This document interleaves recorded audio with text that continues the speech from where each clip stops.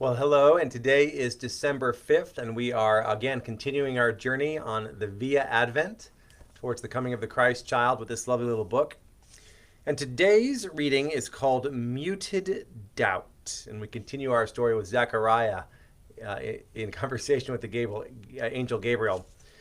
I do want to mention this incredibly beautiful quote from Abraham Joshua Heschel, who's a very well known and famous rabbi. Wonder, rather than doubt, is the root of all knowledge. And it's fascinating because initially I read that wonder rather than wisdom is the root of all knowledge. But I think, wonder opens us up to mystery, where doubt, or really more like cynicism, closes us off to it. So I've encouraged you all before to stay in a place of wonder, even in our doubts. So we have this story here. We continue where Zechariah is, caught off guard that the angel is finally promising this thing that he has longed for, and he asks, "How can this be?" And I love this phrase in the middle of page 40.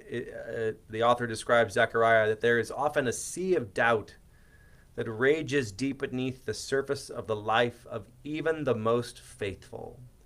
Years of unanswered prayers, the inward scarring of unjustified pains, and hidden struggles with sins that seem to so easily overcome us are hidden away and masked by our religious rituals, good deeds, and outward proclamations. I think what I really appreciate about this aspect of this story today is that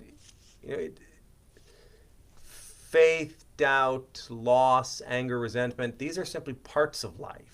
Even for those of us who participate in a life of faith, there's no getting around them or away from them.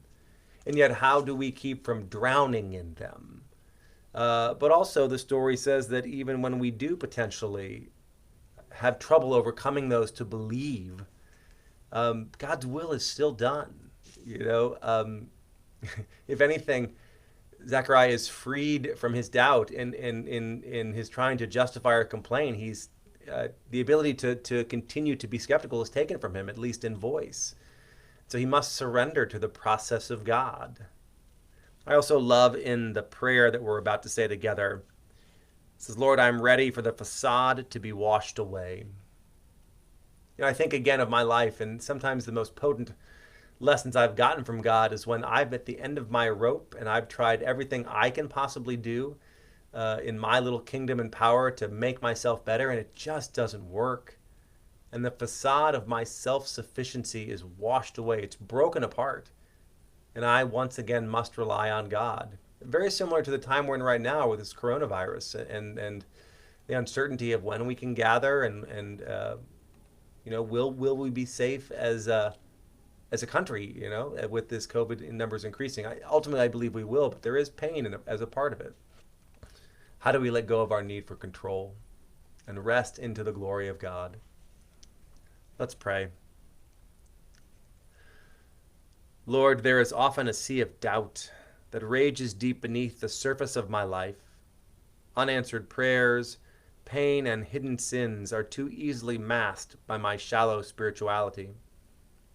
Lord, I'm ready for the facade to be washed away. I need an encounter with the Spirit of truth to reveal the reality of my heart's condition, that I may be set free to trust your word and your will. Help me, Father, to mute the doubt in my heart. Help me, Son of God, to release my pain to you. Lead me, Spirit, to a life of freedom and joy. Blessed Trinity, help me to understand your advent. Blessings. See you tomorrow.